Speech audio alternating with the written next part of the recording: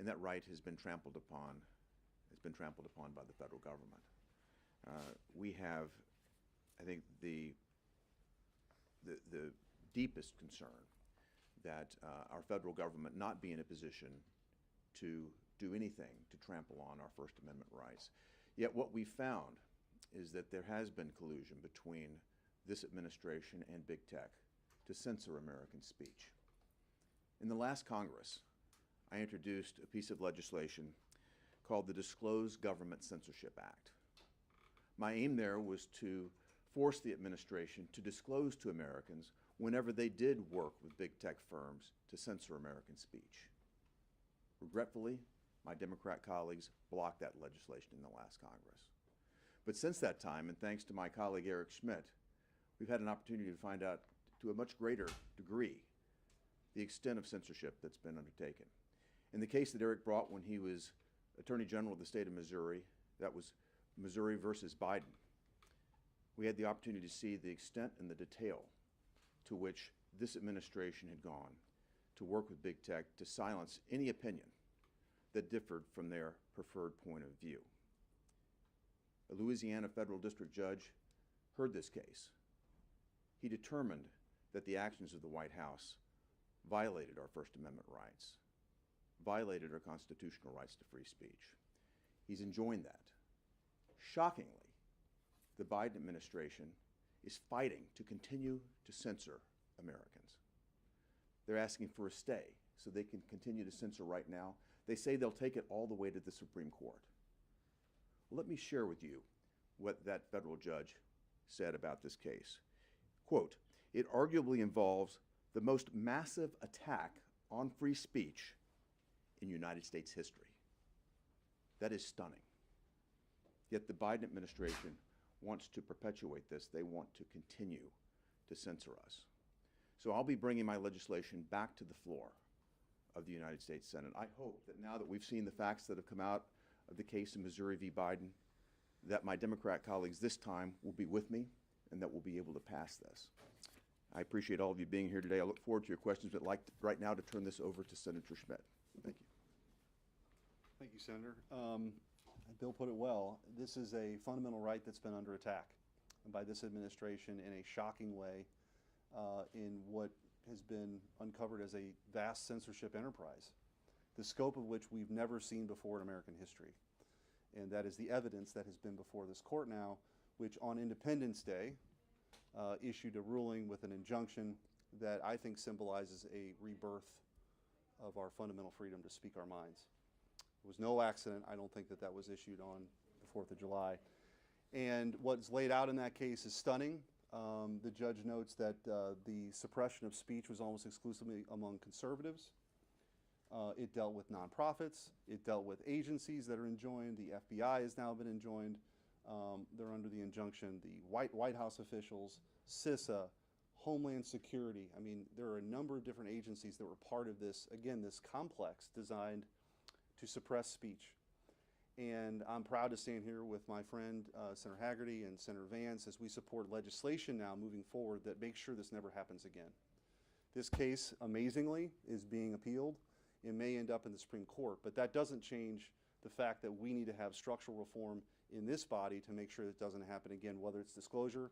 I'll be filing legislation also tomorrow that essentially codifies the injunction, allows a private right of action against government actors who suppress speech and infringe upon people's rights. And it gets back to the fundamental issue here, which is government exists to protect our rights, our God-given rights, like to speak our mind, those rights that are protected under the First Amendment, freedom of the press, religion, assembly, petition, all of those things that we hold dear, that the core of what it means to be an American. And so we need to move legislation forward that protects that. I intend to do it in the short term, intermediate term, and the long term. This is a focus, and I'm proud to stand here with my colleagues in a joint effort to get that done. And with that, I'd turn it over to Senator Vance. Great. Thank you, Senator Schmidt, for your leadership here, especially the lawsuit. I think it goes to show that what we do at the states can also often matter as much as what happens here in Washington. There's so much we know about this because you guys took action as Attorney General. I thank you for that. Thanks to Senator Hagerty for his leadership on this. We're going to join a lot of the legislation that's coming out of this body to try to fix this issue. I echo what these gentlemen have said, but let me just add a couple of additional points here, things that I didn't hear my colleagues and my friends say before. First of all, let's appreciate the human cost of big tech censorship. We now know that millions of American school children were locked out of their schools in a way that harmed their socialization, that increased depression among our young people, and we weren't having the proper debate about what we were doing to our kids because big tech was colluding with the federal government and making it impossible to have that debate. That had human costs. It harmed our children. I know people in Ohio, I know people in my own social circle whose children saw increases in depression because they couldn't go to school and learn. They couldn't go to school and see their friends. And why weren't they allowed to do it? Because we weren't having the debate that we should have been having in this country because big tech was preventing that from happening. The second point that I want to make is we have to remember what's at stake here. And you hear a lot in this town. You hear a lot criticisms and concerns about capital O, capital D, our democracy. People in this town are obsessed with the idea that our democracy is under threat because people might vote for a president in 2024 that others don't like. Well, let me ask you a question. What's a bigger threat to our democracy? Is it the people of Ohio or Missouri or Tennessee voting for a president that members of the mainstream media don't like? Or is it technology companies with financial interests in communist China working with our own FBI to censor the American people? One of those things is a threat to our democracy. The other is an enforcement and a reinforcement of it. So let's talk honestly about what's at stake here. Do we have the right to participate in the debate in our own country? Do the American people have the right to participate in the 21st century town square? Because all of us know that social media is the locus of so many of the debates that happen in our country. That's what's really at stake here, whether we have a real constitutional republic or whether we have a speech and debate system that's controlled by some of the most pernicious actors in our society. I think the answer is very obvious here. And the final point that I'd make before turning it over to questions is, look, I understand we live in a partisan town and we live in a partisan era. But to my Democratic friends, what I would say is if the Federal Bureau of Investigation telling private companies what they should and shouldn't censor isn't a threat to our country, to our First Amendment rights, what is, right? I really believe, as partisan as things are, that if the shoe was on the other foot, that if the FBI was telling Facebook and Google and other entities to censor Democratic viewpoints, we would be up here saying this is a travesty and it's a threat to the First Amendment. Why aren't they doing the same thing? Thank you. And we'd be happy to entertain any questions that you might have.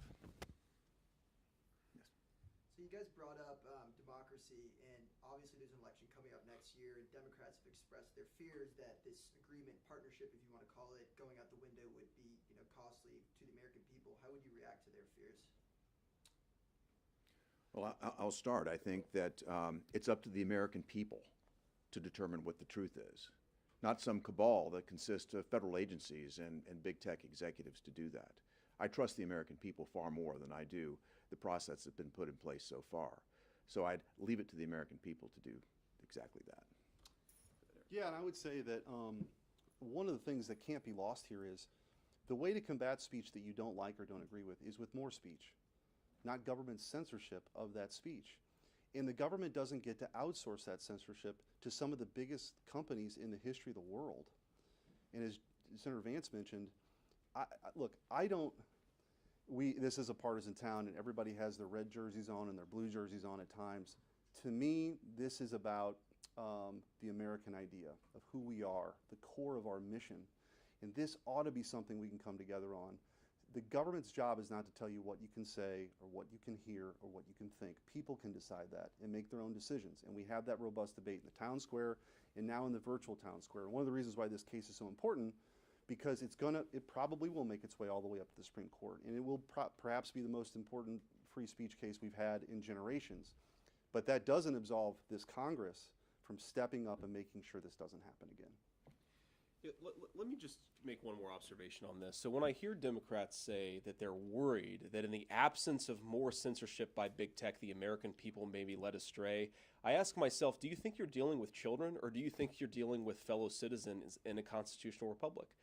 If the American people are swayed by this or that viewpoint, that is their right, and that's what the First Amendment says.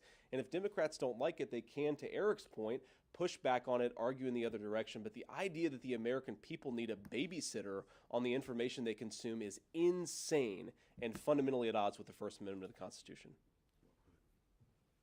Yeah. I'm just kind of curious at a very basic level. Like, obviously, your case is about the government working with the tech industry on their moderation policies. Do you feel like it's fair for Facebook, Twitter to have their own moderation policies that are separate from any kind of advice or whatever from the Yeah, I think, look, it's a good question, and I think you have to look at this in two different buckets. You have, what is the government doing? And what was shown in this case is that the government can coerce by getting social media companies, for example, to change the terms of service. The rot here was so deep, it wasn't just about taking posts down. They literally changed their terms of service, had special hotlines for government officials, this direct connection between high-ranking government officials with high-ranking social media officials that constituted violations of the First Amendment. Then you have the second piece of this is what can a private company do? That's a different debate, but I have a piece of legislation in the Erasure Act that says, essentially, if you're going to infringe upon people's fundamental right to free speech, violate the First Amendment, you lose your Section 230 protections. And part of the challenge here right now is under the 1996 Telecommunications Act, when the internet was brand new and we thought it was going to democratize information and spread it out so that people could make more informed decisions, the big tech companies were essentially granted a pass. They were going to be a platform for all these ideas to kind of, a high wire act, they meet in midair and people can decide. That's not what's happening. So if you're going to make these kind of determinations about what's true, what's not true, and be a publisher, then you don't get the Section 230 protections. That'd be my view. All right, and well, so then, because if I understand correctly, right, so in order for it to be a violation of the First Amendment, there needs to be threat or coercion by the government for the social media companies, right? Yep. And the argument in the case is, well, the White House was threatening to take away the Section 230 protections that are currently enjoyed by these social media companies. But the White House can't do that on their own. That requires an act of Congress. How does that fit into the larger argument? They can advocate. That's number one. But two, threaten. They can threaten investigations. Yeah. The Department of Justice can pursue antitrust, which is exactly what was happening. Antitrust investigations and bring legal actions. Like the administration is the most powerful, sort of broadest agency in the world, and you combine that with some of the biggest and most powerful companies in the world. That is a direct threat to our democracy. And again, and even the members of the media, this is such an existential threat. The very protections, of course, that the media relies on, to which I support, to write the articles, even if I don't agree with them, or the editorials, even if I don't agree with them, I will defend your right to say something I don't agree with. Where we've now crossed the line is government, big government is now in bed with these social media giants to censor content and viewpoint discrimination, which of course is a violation of the Constitution.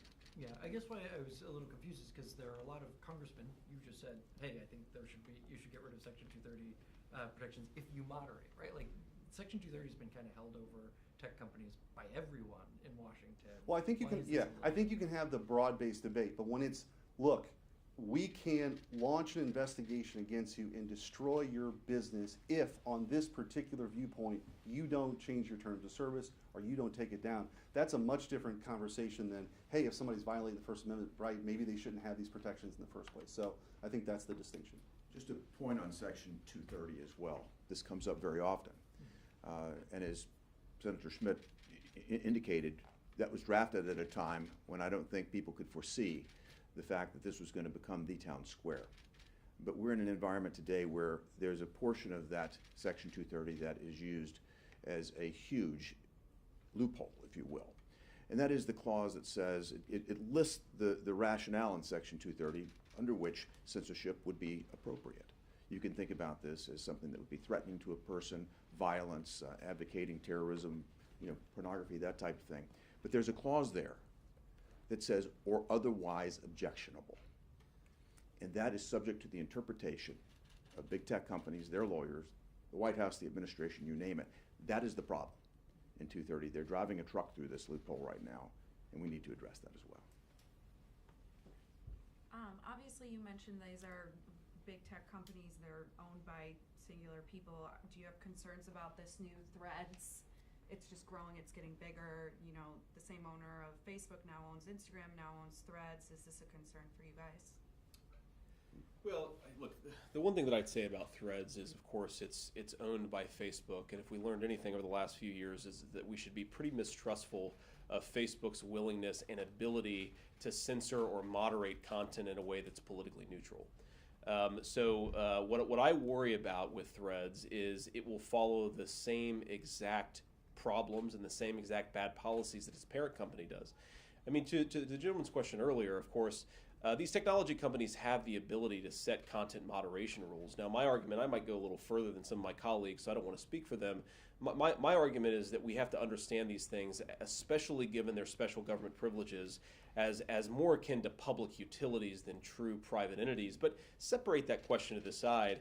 We're really focused on in some ways, a very narrow but an extraordinarily egregious violation of the First Amendment, which is what happens when you have the collusion between the government and the technology companies. And I think Threads, in particular, given how enmeshed Facebook was in receiving directives from the federal government, in contact and communication with the federal government, we should be really worried about whether this is just another Trojan horse for censorship. And I would just point out a couple quick examples, because I don't expect everybody necessarily to read through the 155-page injunction. But just to put this in context, I mean, there's direct communication between the Surgeon General of the United States with senior Facebook officials saying, take this down. You've got the White House press secretary saying, oh yeah, we're flagging this stuff, and they better understand what's at stake. And then, of course, you have, whether it's origins of COVID or the Hunter Biden laptop, where literally the FBI was meeting with these Facebook companies, or these social media companies, including Facebook, monthly, then weekly, saying, look out for the Russian hack and leak operation. The Hunter Biden laptop is mentioned, and sworn affidavit by Yoel Roth, even though they had the laptop, to suppress the story in advance. I mean, this is the kind of stuff that, again, I don't care what your political stripe is. It ought to scare the bejesus out of everybody that the government has this much power with these companies. You mentioned it might go to the Supreme Court. What do you make of the White House? They're continuously, challenging this and pushing back from the podium, just their efforts in general to push back against this. I mean, it's an insult to the American people. I mean, essentially what they're saying is, please, court, let us continue to censor Americans. That's exactly right. It's nuts. Okay. All right, thank you. Thank you, guys. Thanks, guys. Thank you. It's great to look at the trick off. Yeah. My boss was like, can you send me highlights? I'm Yeah. like, well. Well, no. It started like 11 minutes ago. And then I think the president, we get started around